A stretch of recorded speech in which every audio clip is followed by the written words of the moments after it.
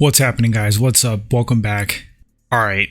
Can't believe I'm doing a quick video on this. Quick rant.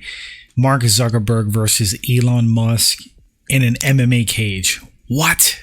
The billionaire battle. Do I think this is going to go down? No. Do I think it's possible? Yes. We're living in some crazy times, guys. Stranger things have happened. Elon Musk said he's 100% down multiple times. Mark Zuckerberg says he's down, so let's get into this. All right, first let's go over their stats. So Mark Zuckerberg is 39 years old.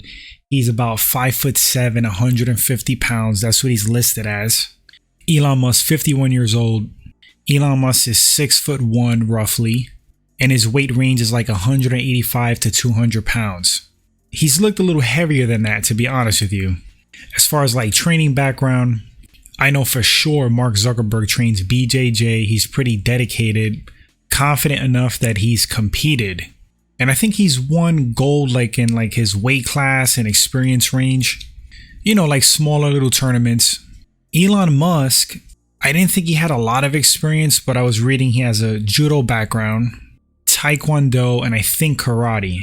How deep and extensive his experience is in those respective martial arts, not sure. I mean, it could be like a week for each. All right, so I guess the concern and one of the challenges to make this happen is the weight difference. Dana White came out and said both of these guys are absolutely dead serious. Now, this could all be for publicity, 100%. Just to create a buzz, just to create more attention for the UFC. Elon Musk is known to troll, to have fun. Yes, 100%. It could just be nonsense. Or, again, in 2023, we got some strange stuff going on. It could be real. So Dana comes out and says he could facilitate this fight. He could make this happen. But some of the challenges are, for one, the weight difference. It would be like UFC 1. Now, they say there's weight classes for a reason. Yes, there's weight classes for a reason to make things as fair as possible. But it's not a foregone conclusion just because somebody's bigger and heavier that they're going to beat you in a fight. There's been many instances where smaller guys on the street, in competition, have gotten the better of bigger dudes. And at times it wasn't even a struggle. Like, there's so many factors to like a fight. You know, there's cardio and conditioning. There's strength. Just because somebody's bigger than you doesn't mean they're stronger than you. Typically they are, but that's not always the case. It depends on body composition, how people train. There's other factors like intangibles like heart, will, and determination. You ever heard of the saying, like, it's not the size of the dog, it's the size of the fight in the dog? I probably butchered that, but you get what I'm trying to say.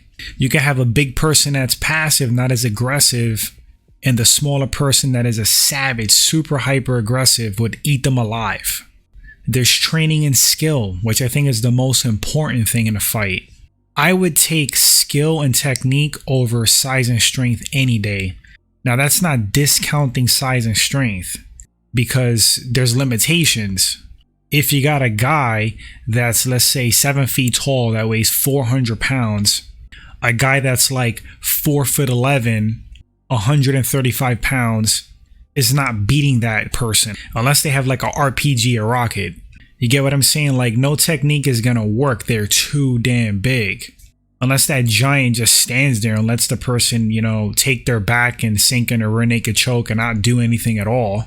But if you close the gap a little bit, and we're gonna talk about more realistic sizes, let's say a light heavyweight, a bona fide light heavyweight versus a welterweight. There's a possibility that that welterweight could beat that light heavyweight. There's a possibility that a lightweight could win. You know, it really depends on the skill gap, the skill and technique gap, and all the other factors accounted for. Sometimes things get equalized.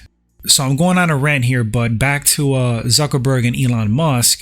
A lot of people think that Elon Musk is going to win because he's bigger, and I'm sorry, that's not the case. Or I should say that might not be the case. If Elon Musk has no cardio and it's not up to scratch, he's going to gas out and get choked out. Sometimes you just flat out give up, period, yourself when you have no gas, when you're fatigued. How about the skill level? So based on Elon Musk's martial arts background, I mean, judo has some techniques. I believe jiu-jitsu is derived from judo.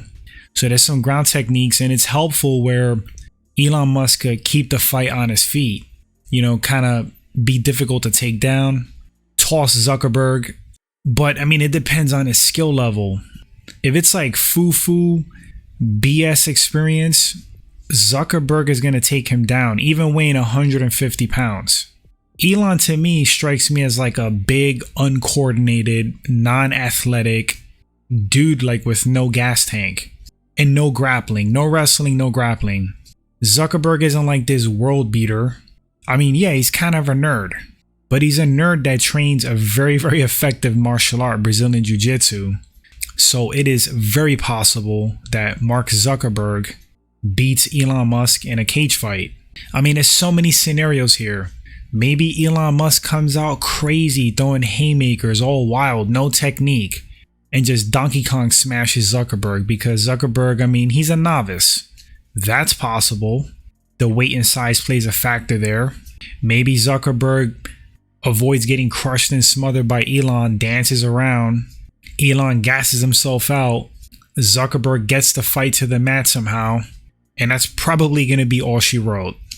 If I was a betting man, honestly, even with the size difference, right now thinking about it, I would lean towards Mark Zuckerberg. I think Elon Musk would be uncoordinated. I think he would gas out. I don't think he has any grappling experience, no heavy grappling experience like that. And I would expect Mark Zuckerberg to choke him out. I can't believe I'm even talking about this and breaking this down.